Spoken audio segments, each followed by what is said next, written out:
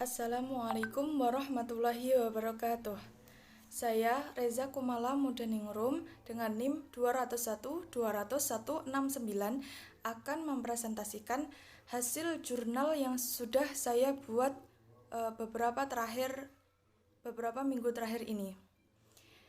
Judulnya yaitu Peran serta Pemberdayaan Masyarakat dalam Kebijakan Penyelenggaraan Pendidikan Islam di Indonesia.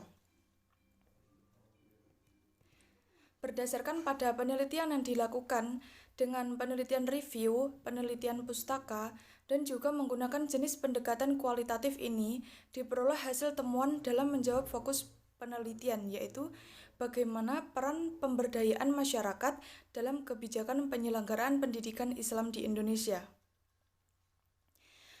Pertama, jenis partisipasi yang dibutuhkan sekolah, madrasah, atau lembaga pendidikan Islam lainnya dari masyarakat yang meliputi pemberian bantuan berupa dana, tenaga, pikiran, ide, dan moral.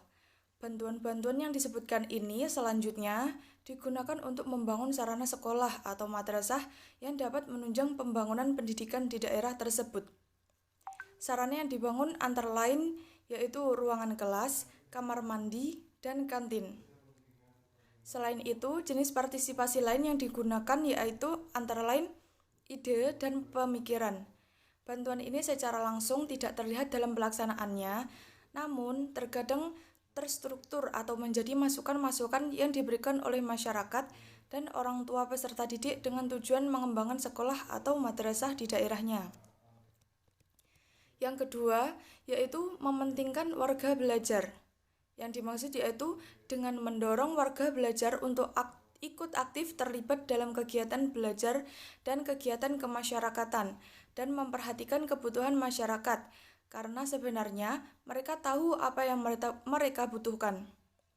Unsur-unsur masyarakat yang berpartisipasi antara lain orang tua peserta didik, kepala sekolah, tokoh-tokoh agama, komunitas-komunitas, dan tokoh-tokoh masyarakat yang mempunyai pengaruh di daerah tersebut. Yang ketiga, pembuatan program perencanaan untuk meningkatkan partisipasi masyarakat oleh madrasah dilakukan dengan menganalisis permasalahan pendidikan terlebih dahulu. Kedua, yaitu adalah menganalisis sumber daya yang mampu mendukung terlaksananya pembangunan pendidikan. Dan yang ketiga yaitu menganalisis kemampuan dan kebutuhan masyarakat yang berhubungan dengan keinginan yang diinginkan untuk mengembangkan penyelenggaraan pendidikan. Setelah semua dianalisis dengan baik, barulah kemudian dibentuk program-program yang dimaksud, disesuaikan dengan APBD atau anggaran yang dimiliki, kemudian mengharap bantuan dari masyarakat seperti yang dijelaskan di atas tadi, misalnya dana dan lain sebagainya. Selanjutnya adalah mewujudkan kegiatan yang diprogramkan. Program dimulai dari perspektif yang kritis. Ada 3 perspektif yang dalam melihat masyarakat. Yang pertama yaitu konservatif, liberal, dan juga kritis. Pendidikan berbasis masyarakat yaitu menggunakan pendidikan kritis yang lebih menekankan pada pentingnya perbaikan kemampuan dasar masyarakat, meningkatkan kemampuan yang sudah ada, dan partisipasi dalam setiap kegiatan. Selanjutnya yang keempat yaitu pembangunan masyarakat yang menekankan pada program belajar harus berlokasi di masyarakat. Tujuannya yaitu untuk menjawab kebutuhan masyarakat, menciptakan rasa memiliki, dan program tersebut dirancang, diputuskan, serta diatur oleh masyarakat, sehingga mereka membentuk kesatuan yang lebih besar.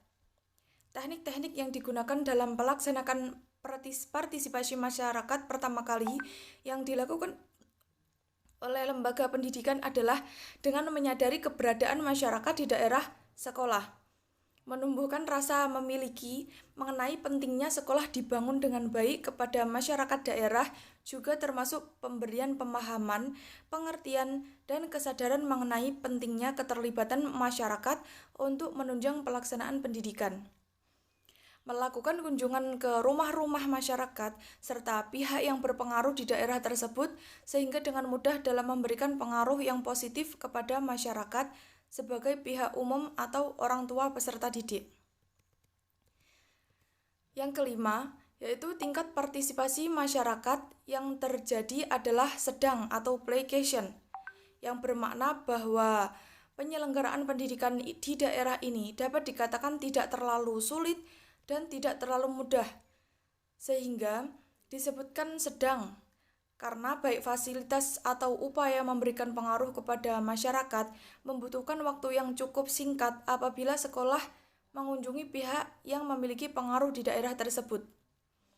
Pendidikan merupakan tanggung jawab bersama antara keluarga, sekolah, dan masyarakat. Dalam hal ini, masyarakat sebenarnya memegang peranan yang sangat sentral atau penting dan strategis dalam penyelenggaraan program-program pendidikan berbasis masyarakat. Tanpa disertai peran aktif dari masyarakat, itu rasanya tidak akan pernah ada pemberantasan buta huruf, kejar paket A, kejar paket B yang selama ini telah dilaksanakan.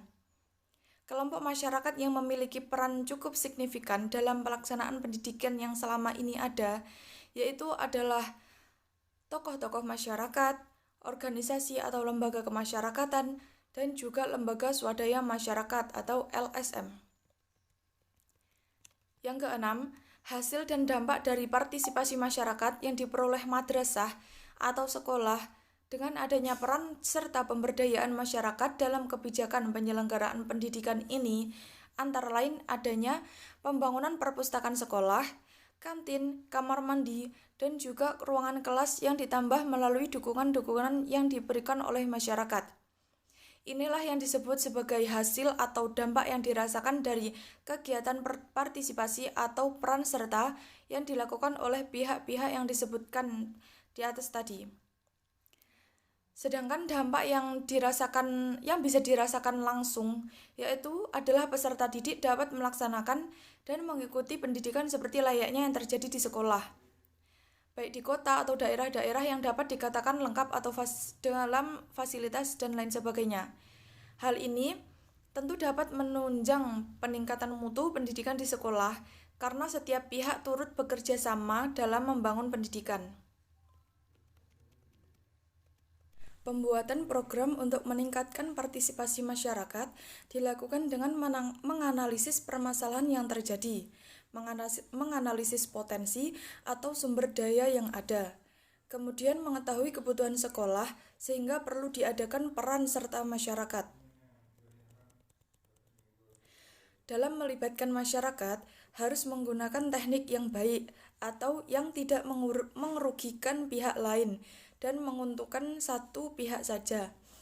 Teknik ini digunakan dengan mempertimbangkan keberadaan agama, budaya, dan kebiasaan masyarakat di daerah sekolah tersebut, yaitu dengan memberikan pemahaman kepada tokoh agama atau yang penting dari daerah yang dimaksud sehingga mempermudah pengadaan kegiatan partisipasi dan pengumpulan masukan-masukan untuk pembuatan program pendidikan.